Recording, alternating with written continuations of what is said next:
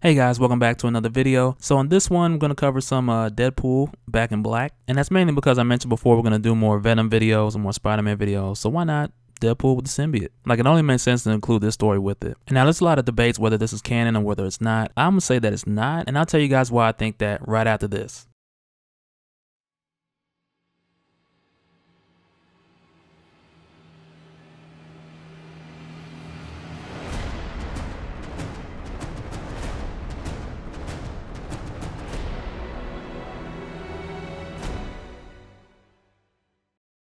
Alright, so the way that Deadpool gets the symbiote kind of retcons with the event of Peter getting rid of the symbiote in the church. And although it's very similar, it's quite different than the old What If series where Deadpool had turned into Venom. And even though I feel like this one takes bits and pieces from that, it's still a completely different story. Because in that What If story, Peter Parker crashed in on the Beyonder, who was minding his own business, chilling with Deadpool, listening to Billy Ocean. Or in the Marvel universe, he's better known as Bobby Oceanic, and then listening to Caribbean Princess instead of Caribbean Queen. You know how they do. But Spider-Man grabs the Beyonder by the collar and says, "Hey, you led me to this evil symbiote, now I can't get rid of it." And Billy Ocean turns around and shoots Spider-Man out the car, man. Telling him, "Get into my dreams and out of my car." Because you know they gotta flip the words around, the lyrics or whatever. And I'll be sure to leave links in the description for you guys who don't know what songs these are referring to, and if you don't know who Billy Ocean is. Because I could just imagine a ton of y'all like, "Hey Siri, play songs by Billy Ocean." And me saying that right now probably made a bunch of your devices search for Billy Ocean. My bad. But this is totally Deadpool's taste in music. But as his alternate reality version of Peter Parker falls from the vehicle, crying for Lord Mephisto to save him, the symbiote bonds with Deadpool for the first time, making Deadpool the first host with a sentient Jerry curl. And I didn't just make it up, that happened. And that wasn't like the only weird thing in that issue. Like, the Watcher was like Boy Watcher, like a Boy George version of the Watcher. And as if that wasn't enough, it was also titled The Man with the MODOK Butt. And I'm telling you, man, if you thought MODOK was an ass before, you have seen nothing. But it all really sums up to the reason why Deadpool was even in the limo with the Beyonder to begin with. And that's because Deadpool was summoned by Galactus to kill the Beyonder. And just to make a long story short, the reason why Galactus wants the Beyonder dead is because the Beyonder played a trick on him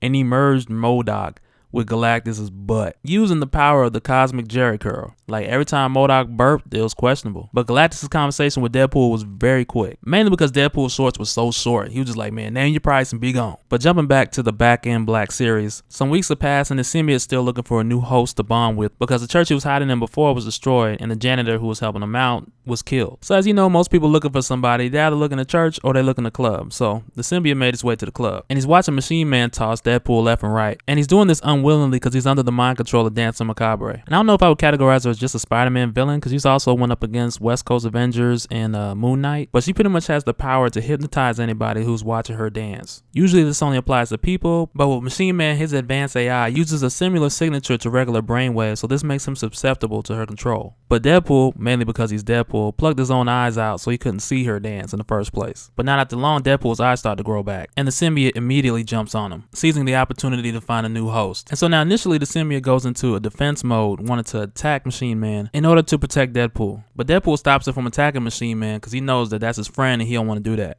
So what he ends up doing is just tossing him out the way. But that doesn't negate the fact that he's still in a room surrounded by a bunch of cult members. And now, even though this is the cult of Kali, and they study, like, you know, all sorts of different martial arts and different weaponry and forms of combat and mystical disciplines, like, they're no match for Deadpool with a symbiote.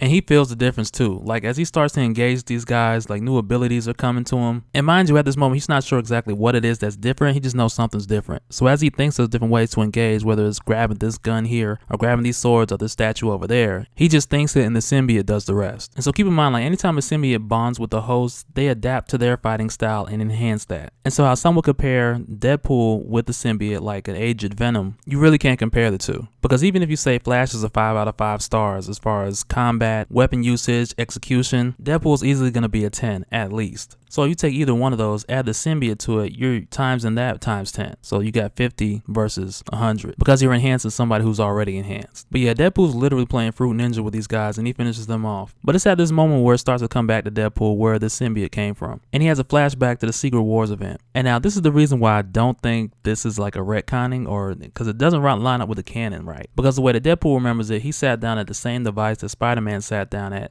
when the symbiote dropped out and attached to him. But according to Deadpool's story, he discovered it first, but just left it because he didn't really know what it was. But now we know, of course, that the original story didn't go that way, because Spider-Man was asking Thor where to get his helmet and his cape fixed at. And Hulk was like, hey man, this is room back there, just think of what you want and it'll drop out of there for you. And Spider-Man, of course, not knowing where to go, walks up to the wrong machine and releases the symbiote. And that's how he originally got the black costume. And this is the main reason why I don't think this is a retcon, because usually when a retcon's created, that retroactive continuity will not conflict with existing canon. But anyway, back to Deadpool. So as Danson tries to get away, Deadpool just turns around to stop her and notices that he just whips out a spider web. So at this point, he's coming to grips with the new abilities that he has, but he knows that subconsciously that it's not him. So after webbing up Danson, he just goes to the rooftops patrolling the city. And mostly because he doesn't have anything else better to do. But as he's swinging around building the building, it doesn't take long for him to start grabbing people's attention, and the people who usually look out for Spider-Man start to think that he is Spider-Man. So after a brief team up with the Power Pack, who he helped fend off some lizard, alien, people, creature things, pretty much saved a bunch of kids at this little Monkey Joe's type party. And now even though there's like a conflict of consciousness between Deadpool and the symbiote, like Deadpool wants to go around being the good guy, doing the good thing. Perhaps with a few casualties, but he has the best intentions in mind when it's all said and done. But the symbiote, on the other hand, hates Spider-Man.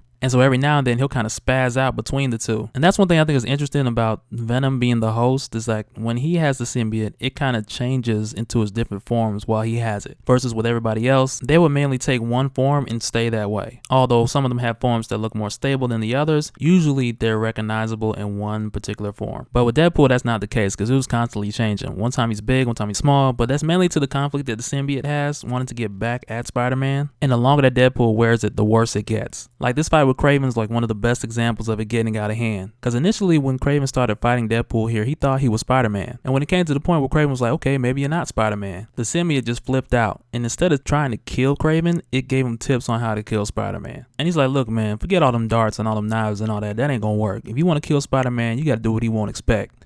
Bring a gun. Because to keep it 100, who else would know better how to kill Spider-Man than a symbiote that shared a mind with him? But the back and forth goes on for a while in Deadpool's head, as if there's not enough voices in there already. But it senses that Spider-Man's in danger, and on one side it feels like it's going to help him, but on the next side it's telling him to go kill Spider-Man. And Deadpool doesn't even know where he's going. Like, he said it feels like he's on autopilot, like his body is just taking him somewhere and he doesn't know where he's going to. But fortunate enough for Spider-Man, when Deadpool gets there, his will to not kill him is strong enough to separate himself from the symbiote, ending the whole back and forth in his head and causing the symbiote to run off. But I'm in this one right here, guys. Tell me what you think about Deadpool with the symbiote. Do you feel like it's a good match? Do you feel like they should bring it back? Let me know in the comments below. Let's talk about it. Personally, I love the idea, and I wish they would have kept it a bit longer. Because if he could have fooled Black Cat, imagine if he fooled some other people too. Like, let's say Doc Ock, for instance, and he switched bodies with Deadpool instead of Spider-Man. The next thing you know, we got Superior Deadpool going on. Okay, maybe that's a bit much, but just saying. I feel like they could have done a lot more than just 5 issues with this. But either way, leave your comments below. Let me know what you think. If you're new to the page, subscribe, and we'll do it again next time. All right, later.